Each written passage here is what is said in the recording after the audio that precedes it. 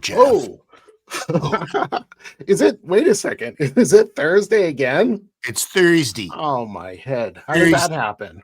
In Boston, we say it's Thursday. Thursday. Mustard, arts. Oh. You know, if you're ordering an Italian sub in Boston, it's quite normal to say, let me get a mustard, arts, pickles, arts, mustard. I need a chicken palm. Or if you're on the South Shore of Boston, you would say a chicken palm. Palm. North Shore's pan. Right. South Shore's palm. That's true. Anyways, that's not really what we're here to talk about. No. Welcome to Where the Dogs of Society Howl. Today's episode is about brand obsession. But before we get into that, Jeff, so apparently there's some kind of hijinks going on with LinkedIn. I was looking at the attendees list last night, and I was like, why the fuck is Gavin Newsom coming to the show? And why is like the CEO of Forbes attending? Right. Who else did you see? I saw the CFO of Starbucks and the I think it was the vice president of Kohl's department stores. Yeah, I saw the brand marketing director for Wendy's in there. On the upside, I reached out to every single one of them and said, hey, super psyched you're coming to the show today. So who knows? Maybe somebody will pop up and show up. I hope they ask questions. Yeah, well, you know, if they do, cool. If they don't, cool. Whatevs. But I was saying earlier in the green room that, we got punked somehow on this one. But still, I think there's like a great amount of people, and all of our usual suspects and friends will join us today. So we're excited about that. And we've got a great guest, and we're going to be talking about something fantastic, which is really a lot about brand obsession. Okay. And I don't mean in like a weird stalkery Ed Gein way. Right.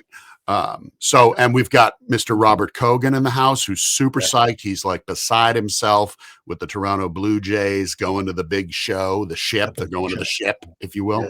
And that reminds me, we were just talking about Gronkowski.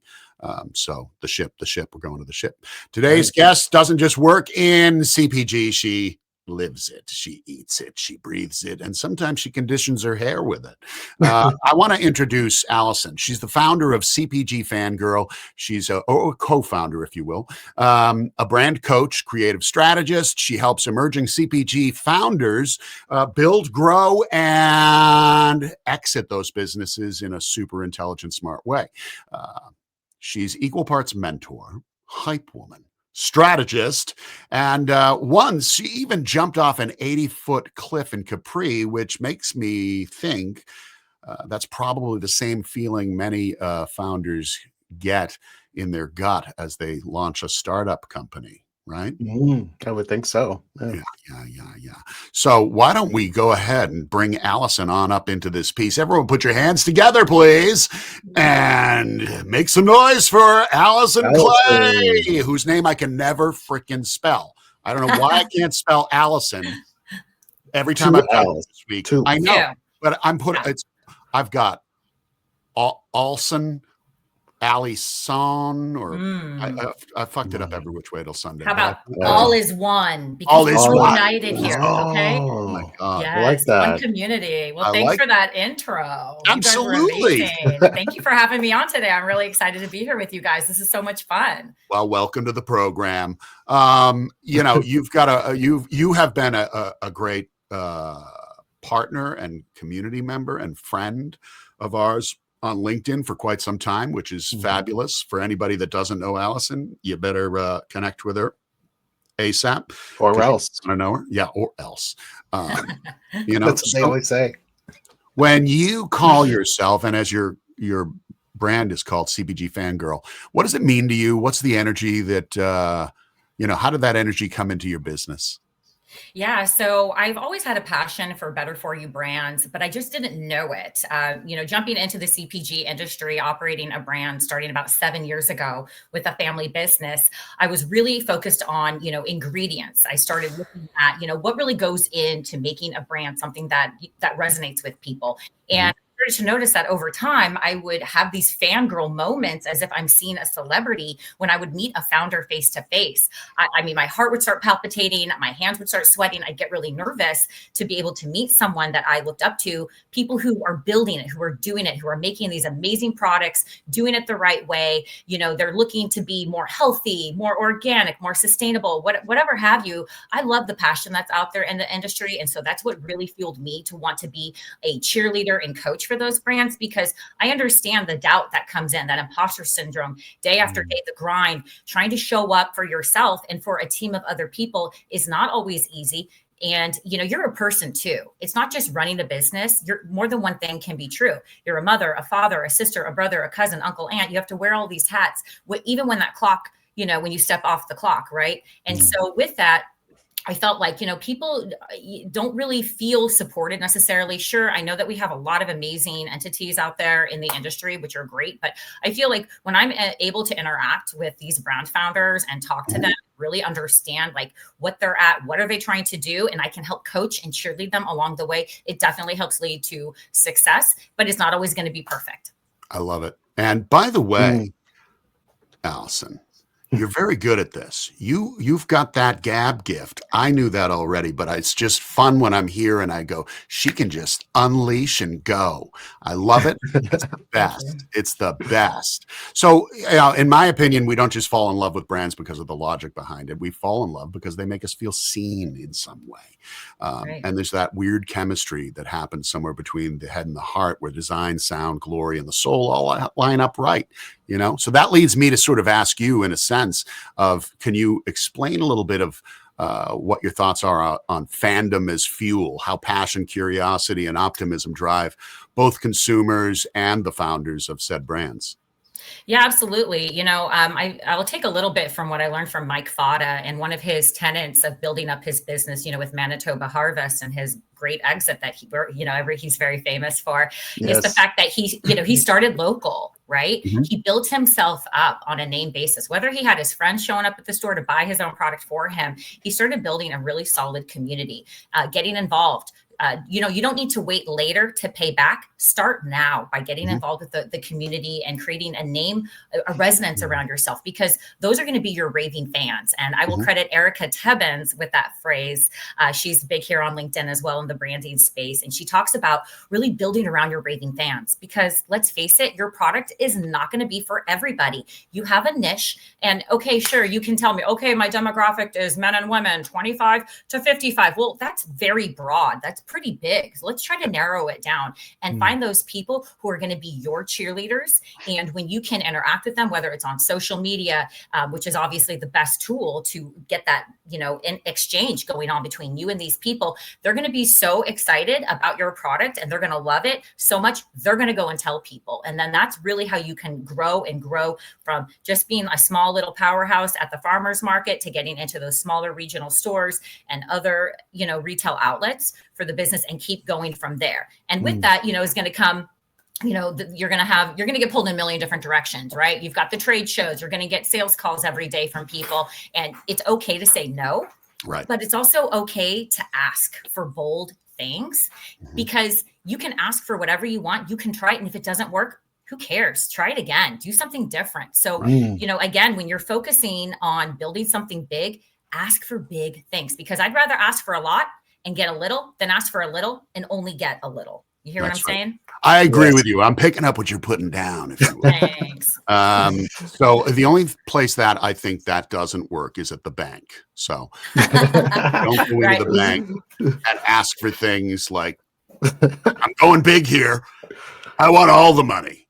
Right. Yeah. They don't like that. Doesn't apply. Yeah, it's not necessarily going to work. You can try to manifest your reality all you want, but I recently heard about a woman who was, I guess there was some big mudslide coming with all this water. And I guess she's like standing out there with her hands, thinking, oh yeah. And these people are screaming at her like, Lady, get out of there. Here it comes. And I can harness the power. And, yeah, well, before you know, there she goes. She got swept away. So, you know. Yeah. Right. But right. So. Well, now she has all the answers to everything in the universe. I think she did. Hey, ask and you shall receive. I'm a fan of manifesting in the whole process, but I also, it's not instantaneous, folks. Right. Well, be realistic as well. Well, you know, I mean, Well, you know, there's a certain amount of wishing for things, but also you do have to make the moves, right? You got to make the right move. Yeah. Go ahead, Jeff. I was just going to say, you know, and I know you know who I'm talking about is Curtis with Lemonicious. Like I respect him so much. He was a guest on our podcast a while back when that was kind of like our first meeting with him. And I just respect, like he's so realistic with how he's taking the business forward in terms of like starting, you know, in those farmers market type of things, and just building slowly and trying to maintain, you know, what he envisioned the product to be and keep it that way. And it takes a long time that way, but to me, it's like the right way to do it. Right. Absolutely. Yeah. And you know, he's local out here. Unfortunately, I don't get to see him as much as I would like, but I think he's being very methodic about it, which is perfect, because you know, one thing I wanted to talk about today is don't feel like you have to be in this big rush to get big results, because slow and steady in CPG really will win the race. It is about consistency and showing up. So if you show up every day, let's just say you're only able to give 80%, but you keep showing up every day at that 80% level, it's going to compound over time and turn into a movement behind your brand that's going to help propel you forward. So, you know, don't give up on yourself, and, you know, don't think you have to figure it all out all at the same time. You know, that's where you come in with some strategy and some goal setting. You know, I think a lot of people feel this race, like, I got to get on the shelf at Publix. I got to get into Albertsons or Walmart or whatever it might be. And sometimes that can create a tunnel vision reality, because you're so focused on, you know, crossing the T's and dotting the I's and getting the submissions. And yes, that's very important, but you might be missing other opportunities at the same time. That's right. And nobody can go 110% all the time. Right. Taking on too much could even be a total negative, right? Yeah. Well, I think it's important to say no. I think when a lot of entrepreneurs, they want to say yes to everything. Yes, I'll come to that show. Yes, I'll come to do your farmers markets. And I know that we've seen a lot of conversation recently on LinkedIn about this burnout effect that's happening. And I think we do need to get away a little bit from this, hey, I'll sleep when I'm dead mentality, because at what point are we willing to exchange our health, our physical health, and our mental health for success? Because then that flips the script on what is success. I heard, or I read just yesterday, I got to remember who it was, but the gist of it is that there's no such thing as burnout. There's just doing too much of the wrong things, right? I like that. So if you're spending too much time on things that aren't really in your wheelhouse or matter, or, you know, you're spending too much time on all these extraneous peripheral things. So, you know, that's one thing. But also, just by the way, we've got a whole slew of people in here right now, and I'm loving it. We got Sherry Robeson in the house, and Maciel, and Jared Lane from New York. Robert Cogan, he'll be here in a second. Go Jays! Brianna's in the house. Gregory Willis is in the house, even though we threw him out a week ago. He's back in again. Melissa, Miriam, Brenda Steele, which is a great. Brenda, Gavin, the whole lot. Anybody else that's out there, please make sure you throw your questions into the ring. We want to hear them. We want to see them. We want to try to answer as many of them as we possibly can. And but without, you know, going too much further, let's take a pause for the cause and bring in our friend. Robert Cogan. Robert Cogan. Cogan has succeeded. Cogan has just returned. Welcome to Making Things Happen with Robert Cogan.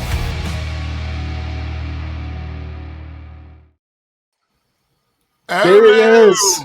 Robert Cogan. Cogan of the Cogan House of Cogan.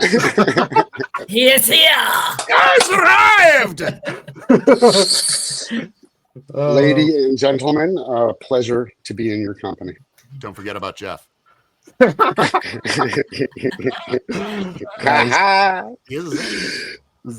that is. I don't know what to do. I mean, that was a great segue to talk about. There is no podcast that has a good vibe. Gavin and Wade know I love their vibe because it's a vibe, and that's a great vibe. This is like there's just something hilarious. You got me cracking up at the start. The little howls, okay? Yes. And then right away, you bring in a young lady who happens to know about pretty much every vertical, from the psychology of starting, which you guys have been talking about, all the way up to deployment and making sure that things are captured. And I wanted to try to sort of wind my cable around what you guys are talking about. Mm-hmm. Gavin knows that I'm a big fan of of a brand that he's closely affiliated with called Be Amazing. And it's because it's a smoothie. And I don't know if you guys have seen this brand floating around LinkedIn. It's called Green. Yeah. It's a Canadian-born rock star. They're in all your Whole Foods. They're all over your U.S. distribution. They're cold chain, and it's like a smoothie. And who doesn't like a smoothie? Anybody not like a smoothie? Anyway. Well, I don't know. There might be somebody that doesn't like a smoothie. Yeah, it's probably less than 20%. I think that's a dominating pie chart. You know what I mean? I don't like smoothies if I have to make them, or if my daughter makes them and I got to clean up after her. Yes. That's good. That's a good product then for you. Yeah, and to focus on the purpose of the show, you got to talk to Allison or someone like Allison to find out who likes the smoothies and where to deploy your assets. Then you got to talk to guys like you to make sure that you have the right presentation to go after those channels. And then some of those channels are assisted by guys like Eric Martindale and other smart guys and good guys that we have in our midst in this little community that we have going on. But anyway, I could go on about the unbelievable aspect of the Blue Jays making it to the World Series and how dramatic that was on Monday night.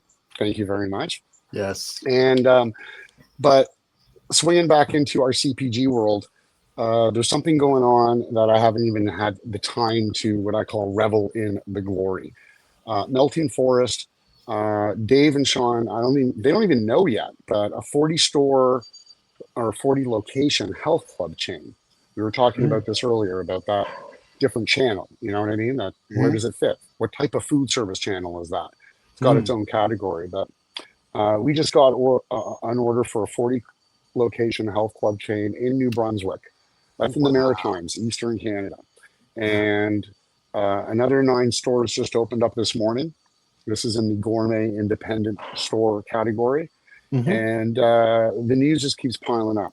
So I can't tell you how exciting it is to be involved with Sean and Dave, the Melting Forest team and Eco Ideas, and Adam from Elementary Produce, an independent distributor.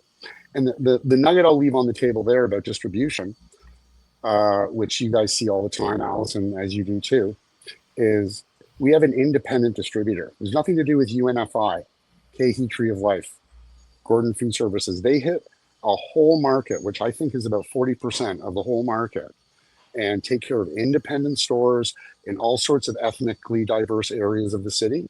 And it is one of the most successful distribution upticks, spike on the graph in terms of the sales for Melting Forest, IQ Bar, the Moosh, that's not cotton candy, and Sati Soda, 7T, Sizzle. All these brands are starting to go with the help of the independent distributor, which speaks to that other point where I'll shut up and let you guys segue it over, to going local. You know what I mean? Making sure you master your territory before you start dreaming about what we see all over the place with mass chains all over the country. Absolutely. Yeah. Absolutely. Foothold, right? Get that foothold first. Yep. Yeah. And it's happening organically. I think where I sit on all of that too, though, is going, a lot of times people put the cart ahead of the horse and they're ready to go into stores, and their brand, their background, brand assets, all the facets that are forward facing to the public they're not in the condition to be there. So I try, at least Jeff and I, we try to make sure that if we can get on board with someone in a partnership sooner than later, that we can help them get out the door so that they're ready to hit those shelves. And even, talking to folks like Richard Moniz, Rich Insights, with the package, the eye tracking software for packaging and things like that. For me, it's a blessing. It's a double-edged sword. It's a blessing. It can also be my worst nightmare to go, oh my God, run that thing through Richard's software. His eyeball stuff is crazy. Design that you made sucks. And then with that, Robert just leaves. He just left you. I love it. No, he went to get something. Oh, good. I saw that. I got some music, guys. You see, we can go. I have a problem, Allison, as you know. As we can relate. We know, Robert. There's too much information to share. Okay, but this one is a movie, maybe an HBO release, not full theater. But Ken Elliott, right? He's a badass, straight to the point guy from Chicago, and all he focuses on is just be true to your friends, work as a team. He connected me with Mike Maggiore in Quebec. So I said, give me a half pallet. We spread it out. We just did a deal with Adam at Elementary Produce, a promotional deal, $175 for 100, with some extra spice cases because he has a spice line too. And I just sent the first order to Windsor just by getting on the bus, joining the team. And thanks to Ken Elliott in Chicago, think about that.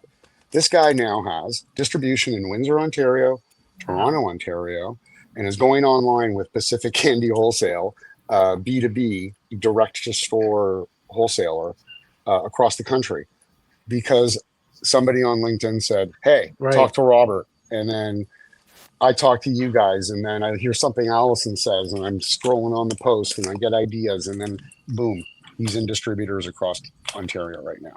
Yeah, boom, Mike's Barbecue. I love that, Robert. That's so, you work so hard. You really do. You just put your heart and soul into everything you do. And you are just out there grinding and delivering these amazing products, getting them in there, getting that distribution that they need. And, I just love how altruistic you really are. I mean, ever since I first met you, you have this energy, you have this knowledge, and, you're not afraid. You just go for it. And I just love the fact that look what you've just done. This is just a telltale example of the results that you're going to get when you work with someone like you.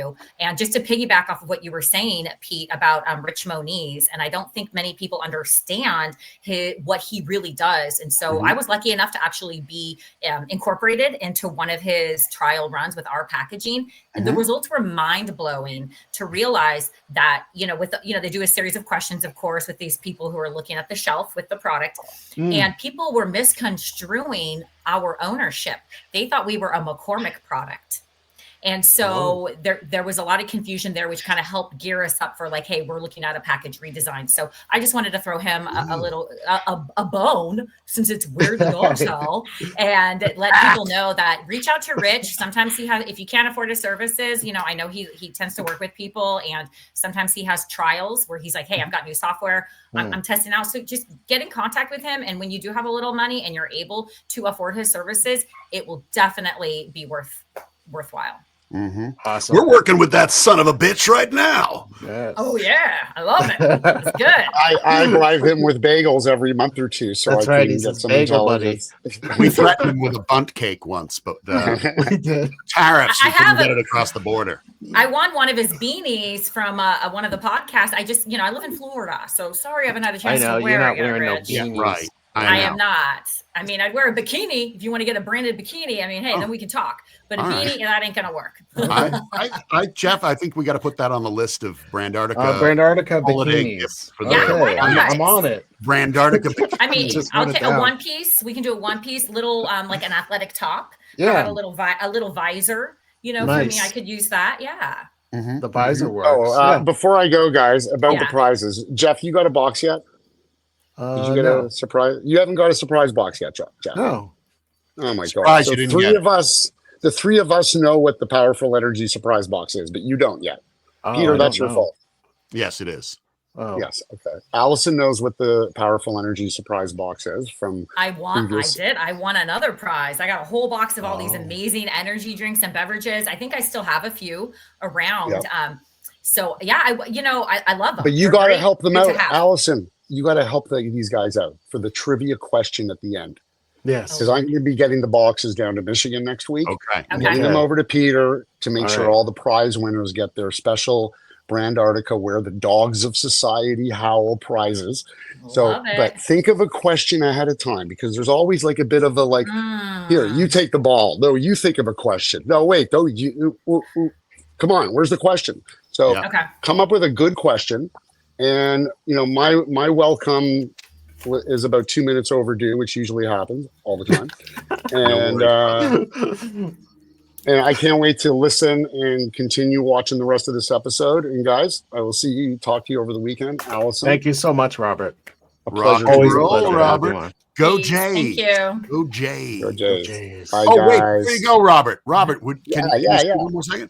I was hoping you'd do that imitation of me that you did for me one day. Can you do it? Can you do it on the spot? I'm calling you out. It was the best. I laughed so hard. I was like, you got it. What? Do me. Do me. Which in what context was I opening the show? Yeah, sure. Was it a private conversation? Was it probably? I don't know. You and I were on the phone talking about something. You were like, you know, let me just do that. And then you proceeded to have both sides of our conversation by yourself. You did. And I just sat on the phone. Like, my wife was like, who are you on the phone with? I'm like, nobody really. I'm on the phone with someone who's talking to me, but they're talking back to themselves. Can you do it? Give us a Let me see if I think it was it was in the context of this is the way I talk about you behind your back. Yes. Yes. And the way I imitate you. Yes. In a certain context, and it had to be in the extreme context of, are you sure we can talk about something like that? And then you coming up with, I think it was related to the intro you did. Yeah. Robert. Of course you're in a mental hospital. We're all in a mental hospital, or something like that. That's just like him. Oh my God. There was hilarious. The first intro that Peter did was great. I laughed about it. I showed it to Beth and my sister, and they said, that's really funny, but is that like a one-time joke, or is that going to be the way that... So Peter toned it down a little bit. But yeah, that's the way I described it. Are you in a mental hospital? Of course you are. Where do you think I came from? Like something like that. Which is the part of your character which we all know and love. And the way that you and Jeff have such a great yin-yang thing going on, which is why I'm here and continue to be here. Yeah, we love it. All right, brother. You go have a good rest of your day. Thanks for being here. We'll catch you later. Bye, Allison. See you later. Have a good one. It's funny because, when we did the intro for Richard the first time around, we talked about a few things, and he's like, I'm going to do this and that. And I was like, all right. And what do you want me to do? And he's like, just do what you do. And I was like, dude, that's a very, very slippery slope to send me up. Like, just go ahead and do what I want.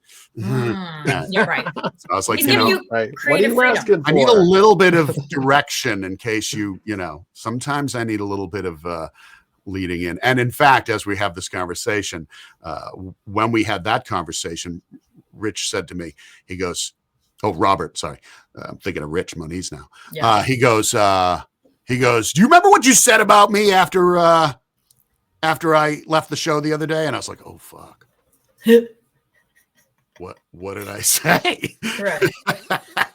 It wasn't anything bad, but he repeated to me what I was saying. And I was like, fuck. Okay, yeah, that's right. I just thought to myself, I said, dude, Robert, I black out when we do these things. So like, I have no idea what I'm doing. And I do not go back and watch them because I have enough of me. Right. So anyways, onward and upward. We've got a great group in there. Welcome. If you're just joining us, you're freaking late. Go sit in the back. This is Where the Dogs of Society Howl. We're talking about brand obsession with CPG fangirl, co-founder, founder, Allison Clay. And we're talking about all things obsession, brand, and everything else. So with that in mind, the CPG roller coaster, any thoughts on... Do you have any insight or experiences you want to share with everyone about building and scaling a CPG brand from mom's kitchen table all the way to the retail shelf?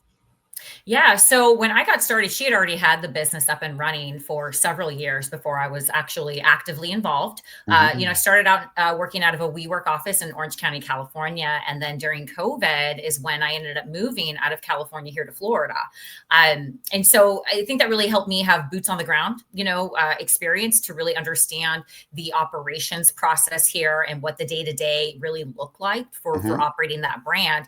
And so, being there and every day was a little, it's difficult when you're in a family business. I really credit Jake, Carls, and Leslie and Nick for being open about, hey, we're in therapy because we want to make sure that this works. Right. Wish I would have known that information sooner, but that's okay. You live and learn. Right. And so, being there and going through the tribulations of, hey, this is what worked in the past. And here I am trying to bring new, fresh ideas and new insight to try to grow and evolve the brand. But, it helped me in a lot of ways because diving in and understanding the issues with distributors, these chargebacks, making sure to have really good accounting was very important. Realizing, hey, our packaging's too big, we're losing our profit here because she didn't have some of those measurables in place. And so I started bringing in systems to organize and understand exactly what is our profit margin here. What does it really take to get that product out the door? We all saw prices skyrocket. We had supply chain issues during COVID, which was really, really difficult to stay abreast of everything and to keep things flowing. And so I think a lot of brands are still trying to catch up from that, of course. And so although certain things that we had in place we weren't able to work on, those are things that she still is working on now with the new rebrand and launching some new products. And so, from the retail perspective, stores are always looking for something new. They're always looking for new innovations. And so if you're able to offer something more to your customer base, whether you're starting out with a set of 3, then you're going to expand into 5, 7, 9 SKUs. That's something that you're going to want to work with a really good team on, working with people like Rich, good packaging. That way it pops off the shelf. Remember, one thing I learned from, I think it was Jesse Wolf, actually. He's a Shark Tank entrepreneur. He had a brand called Odang Hummus. And he had told me, you have 3 opportunities at a grocery store when someone actually first stops. Okay, so that's step 1. You got to get them to stop in front of your product and go, oh, right. What is that? Right. Yeah. And so the packaging really does come into play. And step 2 is getting them to touch the package, reaching out, putting it in their hand. Step 3 is taking said package and putting it into the cart.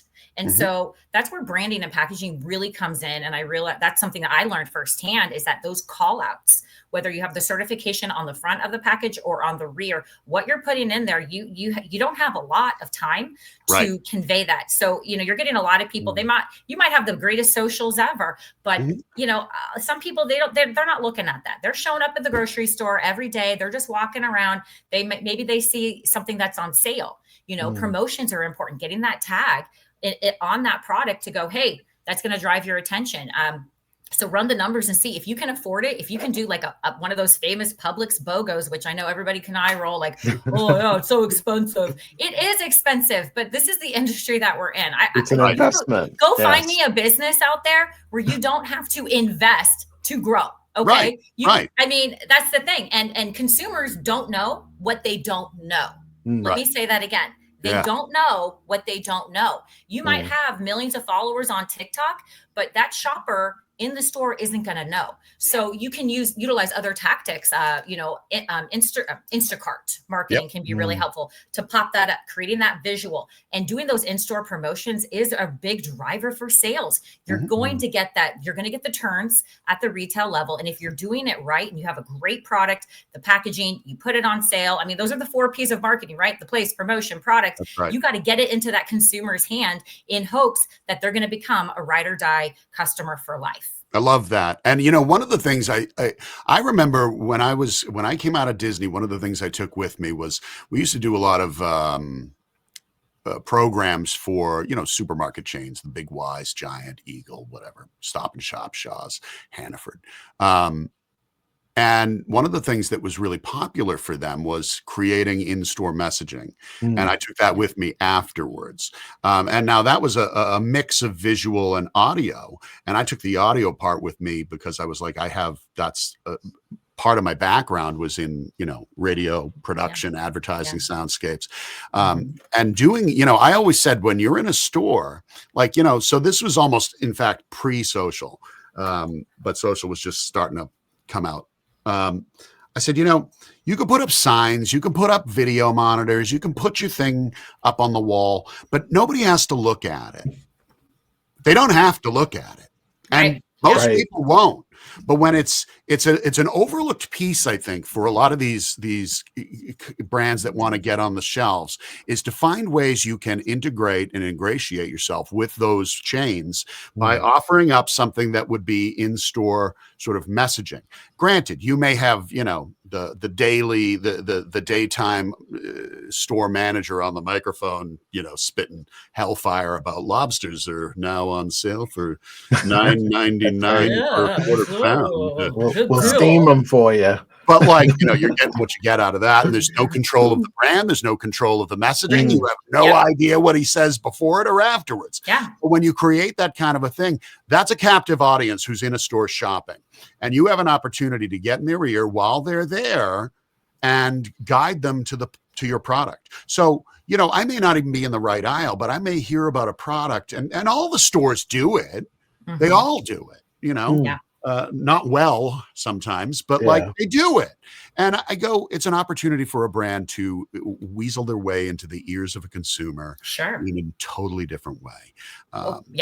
Case in point, go ahead. Sorry. No, go. I just wanted to pick, because I just had an experience the other day at Publix. So my daughter loves the Green Wise, everything bagels. So I went to go pick up the bagel and I had the package in my hand. And then I just turned around and there was a cardboard display of these amazing, I think the brand, it's in my kitchen. I don't want to have to jump up and grab it, but I think it was like Sand and Stone? Stone and Boston. It's from Boston. Stone and Skillet. Oh my gosh. So I looked at Dan Crothers. Oh my God. So flippin' good. Delicious. Now it's $5.99 for 4 of these pumpkin English muffins, but it was just something about the packaging. And I noticed that the display was pretty much wiped out. And I thought, okay, well, $3.99 over here. I already know what I'm going to get. These are kind of it looked like I'm missing out. Right. Yeah. And I better try these.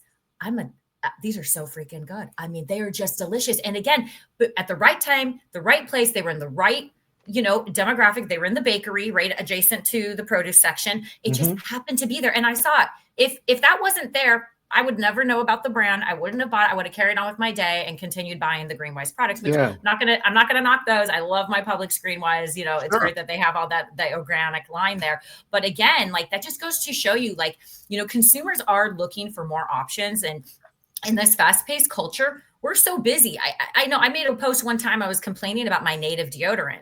And then this other founder, Zuli, got on there from her brand TR deodorant. She's like, well, you're the CPG fangirl, and don't you know about this particular ingredient? You shouldn't just rely on the marketing. and I'm like, okay, yeah, you're right. I shouldn't, but I kind of do because I'm busy. I don't have time necessarily to, let me go investigate every single ingredient on every product that I use. It's just not going to happen. It doesn't happen. So I'm glad that she felt the confidence to reach out. I did switch, to another deodorant, and it is what it is. But again, this is where your consumers aren't going to know what they don't know until you make sure that they are aware of your product, know? And so I think experimental marketing is huge right now. Absolutely. Because it kind of brings me back to science projects in school. They give you your methodologies. Well, one of the best ones is called Guess and Check. That was literally a scientific methodology to try to figure things out and work through a thesis.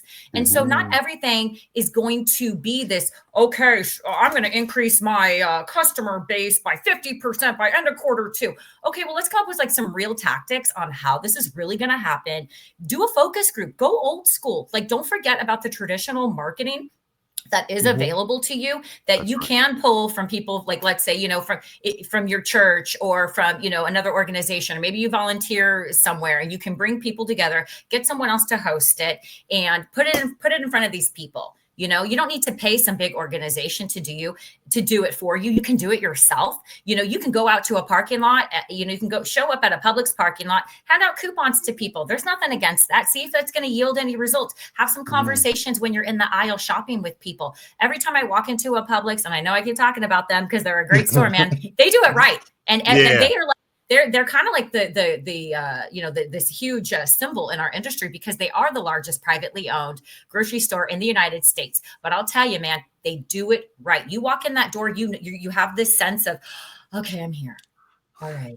Everything's clean. I know where it is. There's not something going on. Right. And again, being able to be there in front of your customers and find them at the right way, do fun stuff. Sign up for like a yoga expo and go hand out your bottles of your energy drinks and, find other ways that you can get involved. Maybe with the local schools and other organizations, you find out about an event coming up. Oh, great. Would there be an opportunity for me to come up and pop up a tent? If they don't have to pay money and you want to show up and interact, go do it. You've got nothing to lose, everything to gain. A lot of what we talk about too is, the push and the pull part of it, right? So, and there should be a nice combination, right, of doing like social organically and, paid, right? So there's a balance, right? But even like what you were saying, like at the retail store level, there's going to be people that are coming in because they know you carry something that they saw on an ad, or they went to the website, or they're just a regular customer and they're buying it again.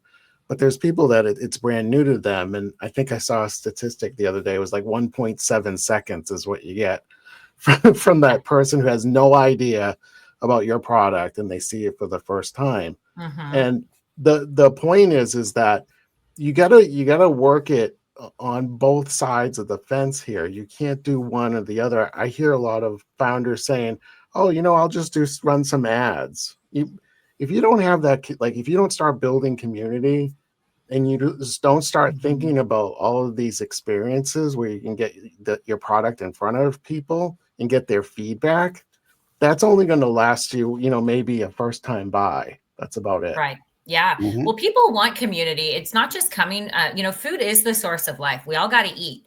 Right. And, in this fast paced culture that we're living in, people were frazzled. I mean, you're okay at home. You get out in the car, somebody cuts you off and they're flipping you off. And all of a sudden, okay, what just happened to my day now? Right. So, I think when you're able to, like I said earlier, like create raving fans and focus on what's working for you, getting out there, trying things, getting involved. It doesn't have to be behind a computer screen. Show up, be a face. People want to know who you are and what you represent. And, I know sometimes I've written about these celebrity backed products, iRoll, which, is a lot of VC money taking their celebrity status to try to push this product out there. A lot of these people, they do that. But you also have those other founders on the other side who create their own notoriety in and of themselves because they became the face of the brand. Look at Jake. Look at Allison at Poppy. I mean, for crying out loud, like you just keep showing up and that authenticity will shine through. And it's a lot harder to say no during a demo or an in-store trial than it is. It's easy to scroll past something. It's easy to close your computer or throw the phone down. It's a lot harder to say no to someone in person. So that's why it is important to show up and be there. It is. We have a question goes back a bit here from Melissa Roman. I want to make sure we get a chance to address it. The question is for, I guess, all of us, saying, do you notice items on promo that there's a disconnect regarding if you order on an Instacart, there's the store's OOS or not carrying the items, missing sales. Am I getting that right, Melissa? I think what she's trying to say is sometimes like you might see something advertised like on a platform and then you go to purchase and it's not there. It's not there, that can be a huge disconnect for many reasons. I don't, whether it's a department or it's you need to make sure that that product is on shelf. I know a lot of brokers will do like the shelf checks. It's expensive. You can try to do it yourself, but you definitely need to make sure that that's lining up because again, to your point earlier, Jeff, when you're talking about, you have a very small amount of time to hook that person. And so you need to take advantage of that. And that really does come down to poor execution. There's a lot of reasons that can happen. And in case in point for us, we had a huge delivery out to the Safeway stores out in Stater Brothers in California for the prime rib seasonings. And, of course, as you guys know, in the industry, you're going to get those chargebacks if it's not, if it doesn't show up. So all this stuff ensues. We have these promotions. It's the holidays. We do 80% of our volume. And I know I say we, because it's even though I'm not involved, it's a family business. It's still there. Right. And so we're trying to figure out where's this product? Well, it was on a dock. It was sitting on a dock. It just never had gotten loaded. It sat there for 10 days. So I know sometimes I think now people are utilizing, whether it's like air tags or there's so much more technology available to like real time track the product. Yes. Where is it at? Follow up with the store. Even at Publix here, they will, if you want to come in and do a shelf count, that's a whole other thing too, is to make sure, just walk in, go count the inventory that's showing on shelf, go up to the front register. You can ask them to check the computer to make sure that what is on shelf matches the computer system so that there's no discrepancies. I have found this happening time and time again, where let's say I counted 20 items on shelf. I go up to the front, they go, well, it says we only have 4. Right. Or it says we have 50. Well, where's the other 30? Okay. Right. And then, you times that by 4,000 doors that you're in coaching. But again, if you have those systems in place as you're building and scaling and start realizing like those small little things like that can have a huge impact on your overall sales and growth. Okay. Yeah. And the out of stock, that's what OOS was the out of stock. Yeah. And I hear about this too, in terms of like, it's almost to me like the old school saying bait and switch. Like you place your order online to be, let's say a grocery order, and they put that product there knowing that they're going to give you another product that's similar to it, right? Because they don't have that product. I mean, that's the thing. Yeah. So it's showing up for people, and then they get their groceries like, I don't want this. Like this is what we've learned like from the days of COVID, right? It's like that in the old days, they used to call it bait and switch. Like they would advertise a product, you'd come into retail and they would say, oh, but this one's just as good. But that's stuff that has to be dialed in, right? You have to make sure that the people who are ordering your product are getting your product. That's absolutely. Right. That really reminds me of Amazon. That's a big issue on Amazon that I know a lot of brands face. That challenge is these they're called unsolicited third-party resellers, right? You don't have a contract in place with them. Somebody goes onto Amazon, and I tell people about this all the time. In fact, confession, I am not an Amazon shopper. I know it's great for brands and getting yourself out there and all the things for volume, but I prefer to go to the website of the brand and purchase because I know it hits their profit is better for them on that level. And plus, like sometimes you never know, you get little coupons or like little freebies buying it from the founder. I like that better. I like that. That's a great way to look at it too. Yeah. Hey, we got another question from Maciel, which we want to see if we can figure this out here. Considering the number of brands and overlapping attributes, what's your recommendation on how to approach this? Standing out. Yeah. I mean, I think that's, and Maciel, feel free to, clarify on that puppy. Yeah. I think standing out, a lot of this has to do with, for me, and then I'll give it over to you guys, is that, storytelling isn't just about explaining how you started. It's more so, I think, really explaining why it matters, what matters to the consumer. Yeah. Why should they care? Why should they give an F? And there's that. And then, of course, you talk about packaging, you talk about, text and feel and getting it into their hands. A brand should be able to be identifiable from 10 feet away on the shelf. Yeah. If I got to get too close to figure out who it is, it's pointless. That's one thing. But then for you guys, what are you thinking on this? Jeff, or you want me to go? No, you can go first. Yeah. Okay. Yeah, I think with that, that's where your marketing is really going to come in with the education factor. So, your platforms like TikTok and Instagram, that's where you're going to educate and convert those shoppers. They might not buy on that platform, even though I know TikTok is really taking off for a lot of people, which is great. But it is about education. It's not just about the product. Show them, again, like I was telling you earlier, be authentic, show them yourself. People, this connection thing, this community, it's real. People want to know that you're a real founder, that you're out there actually grinding. Again, Jake Carl's fantastic example of just showing the good, the bad, and the ugly, the ups and downs, all of the trials that they've gone through. And, how exciting was it for all of us to see when they're making these huge benchmarks, these huge goals that they've hit and getting into Costco, into Target, and they're out there, they're grinding. Those guys are grinding nonstop. But guess what? How do we know? How do we know they're doing it? Because he shows us. So show people who you are. Don't be afraid. Don't hide behind a computer. Don't stay in an office. Schedule it out. Okay, you know what? I'm going to go show up to these stores today. I'm going to go drive around. I know it can seem daunting, but when you're starting out, again, people love to meet founders. They really do. I just posted about that yesterday, which was, or this morning, you know, the bigger the brand, sometimes the more invisible the people behind it are. And I get it. Like, who the fuck owns Coca-Cola? Fanta? You know, but like all these companies like a Coca-Cola, Nestle, P&G, what have you, brilliant products, global scale, but there's no human element at all. I mean, I think Apple tries with Tim Cook, but you know, I don't know that it's the same thing.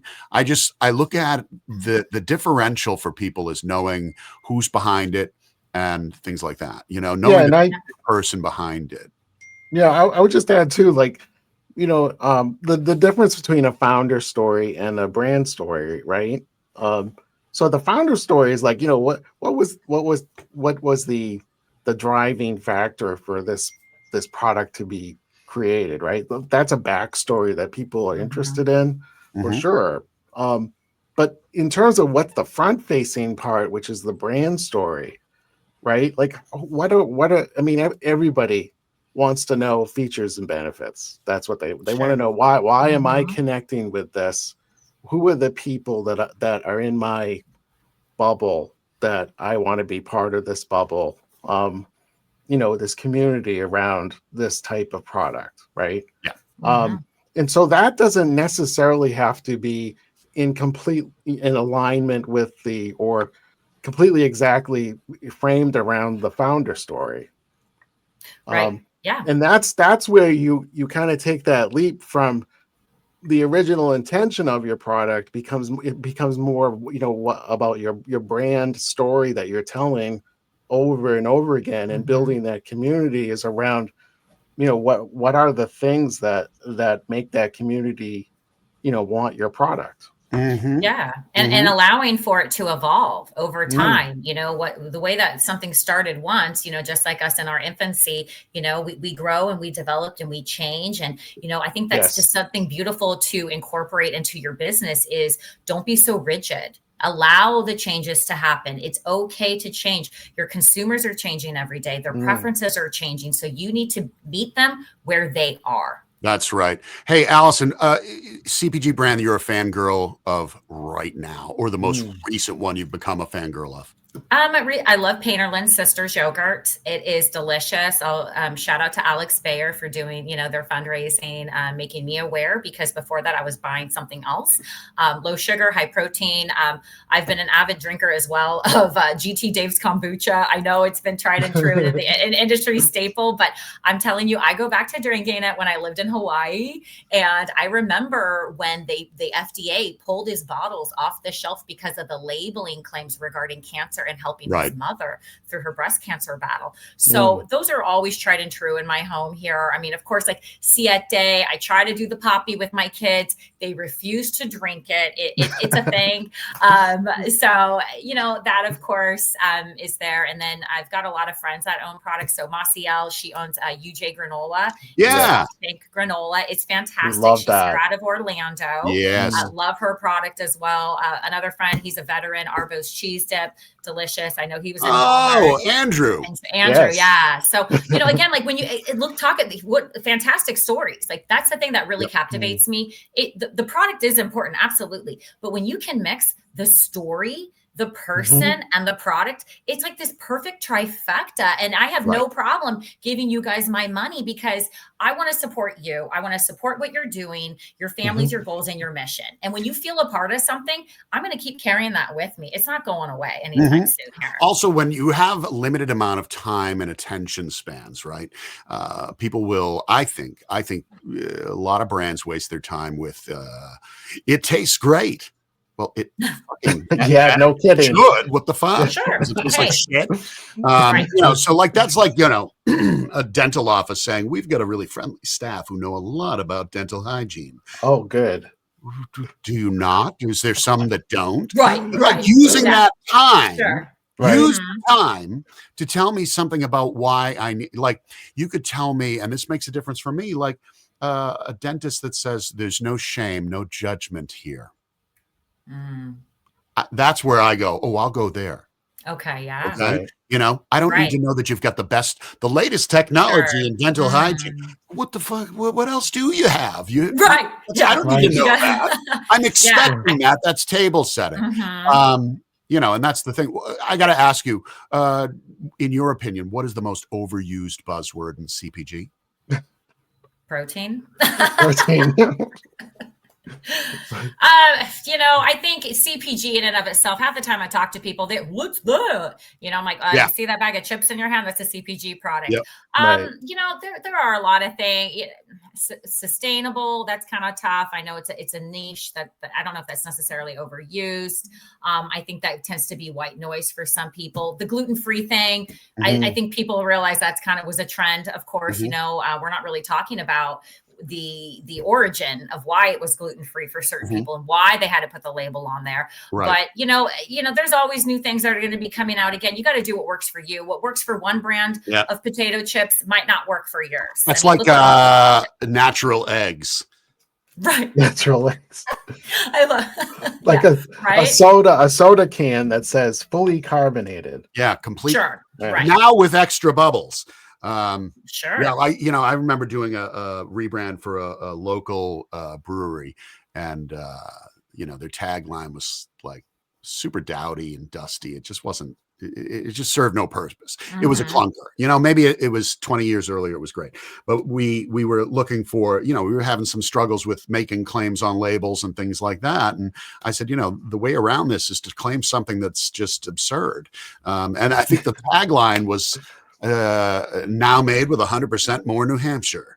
Sure. I'm like that. There you go. I mean, we're taking, we're taking a product and we're going to, that was my whole thing with a project like that is going beer. When did beer become something that sommeliers sit around and talk about? Notes of almond. Like, that's not beer. That's ridiculous. Like, beer was supposed to be fun. And so bringing that back and going, let's just have fun with the language we're going to use. Let's have fun with the space that's available. And let's make sure that what we say in the short attention span we have resonates and is memorable or is a conversation starter. Absolutely. I think that's wild. So we also have a couple more things before we go. Jeff, you got yourself a trivia question for these people? I do. Oh, we want to hear it. All right. Is everyone ready? Bring the funk, Jeff. Bring the funk. All right. What band sang the song Obsession in 1984? What is the name of the band? This is because we're talking about brand obsession? Yes. I love it. I love it. Yes. I love it. All right. So while that's happening and people are probably furiously typing, Jeff, keep an eye on those answers so we don't get ChatGPT on that. I'm keeping an eye on it. There you go. Allison, what was the last concert you went to that made you go like, oh my God? Oh my gosh. Oh Lord, I got to think here. I think it was when Zach Bryan came to Tampa. In fact, Marciel had given me the tickets. So talk about relationship building, right? Because I had helped her out with a few things and she wasn't able to go. And she's like, I've got these great seats. And I didn't even know who he was at the time. Yep. And I had a fantastic night. It was amazing. Had so much fun. It was at Raymond James Stadium where the Buccaneers play. So just had a really great night. Really grateful for that opportunity. That's super cool. Yeah. Yeah. Would you agree or disagree that passion is strategy's best pal? Oh, agree. Absolutely. Yeah. Yeah. I think that's huge. We have a winner. Yeah. Oh, who's the winner? Brenda Steele. Brenda Steele. Ladies and gentlemen, please welcome to the stage. Brenda Steele. Woo! Love you, Brenda. Congratulations. Way to go, Brenda. So today's prize is this power block. And, a charger. Well, we like to call it in branding. We call it a power block. This is the actual prize right here. Oh, is that the prize? It is. Is that a pickle? Is that like a squeezy stress? pickle? Or it's a stress pickle. Ball? Yeah, okay. Stress pickle. I've got a stress taco. Okay, I have a stressed taco here. There you go. so. I was going to say, Jeff, that's your emotional support pickle. My that's your emotional support right. They let me take it on an airplane. Extra bonus if you'll come on and sing a little bit of the song for us, Brenda. Did you know she just put out an album, actually? Brenda Steele? She sure did. Get the hell out of here. She's super cool. You don't even know. You don't even know. I You guys will know. She is super connected to a ton of brands. She does like independent distribution. I think she was based out of Colorado, somewhere in there, because I know she was working on her house. But she is a diehard in the industry. She has been in this industry for over 30 years. Talk about roots and connections with distribution and natural products and supplements. She's your gal. Well, the fact that she hasn't been invited to the show yet means somebody's ass is going to end up in my briefcase by the EOD, if you will. Brenda, you should reach out and give us a holler. We'd love to chat. Yes. Awesome, amazing. So Brenda Steele, you win. We're waiting on some surprise boxes from Mr. Robert Cogan, of course. Yes. Anything else we need to do before we pay the bills? I think it would be great to have you, Allison. Anything you want to share with our audience and your audience on the way out the door, anywhere people can find you, keep an eye out for you. Go for it. Yeah. So first of all, thank you guys so much for having me on the show. Really appreciate it. So definitely you can find me right here on LinkedIn. You've got my name, Allison Clay, CPG fangirl. You can go to my website. I'm still working on that. It's a work in progress. I'm a one-woman show, so it's not always the best because I'm working with people. So I'd rather boost them up than work on that. But you can find me there. I'm also on Instagram as well. You can also shoot me an email. I'm pretty accessible. So again, thank you guys for giving me the opportunity to share a little about my passion and what I'm doing. And I'm really excited for what's to come. I love it. I love it. I love it a lot. Do we have a guest next week? I love it a lot. Oh, I love it a lot. Do we have a guest next week? I would hope so.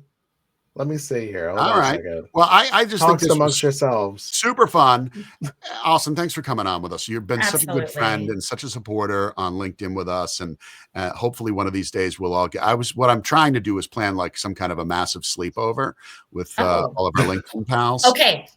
Idea really quick. I have the best idea for Expo ever. And this would be the funniest marketing. Okay. It's like think real world, but real world CPG edition. We get founders in a house. We set up some cameras, we have different products, and then it's like you get like the open mic, like, oh man, look at this guy's package. Yes, this kind of sucks ass.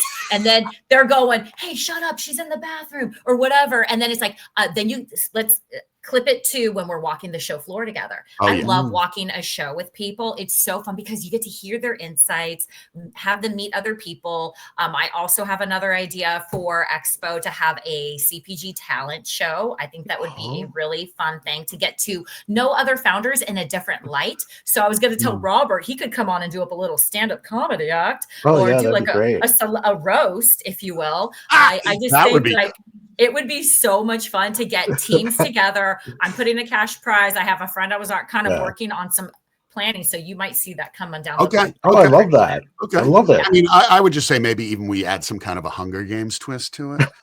It's, a little survivor tactics. Yeah. Scavenger hunt activities. Beverage. We can call it Hunger Games or Thirsty Game. Thirsty Games. Oh, I love that. And then, let's talk. And then for all those emerging brands, we can maybe we'll thin the field a little bit, Okay. Next week we have Sean Berg coming on. Sean Berg. Yes. Yeah. Berg. Sean Berg. Like Brandartica, iceberg, and Berg. That's right. It goes together. I love it. That's going to be a fun one. So we'll pop out some information about that for next week. Again, thanks for everybody showing up here today. We appreciate it. For all those Fortune 5000 CEOs and presidents that didn't make it, you're lost. You're lost. And I love it. Have a great rest of the day, everybody. We'll see you next week. Okay. Boom, boom, boom. All right. We are getting on out of here. See ya. Thank you.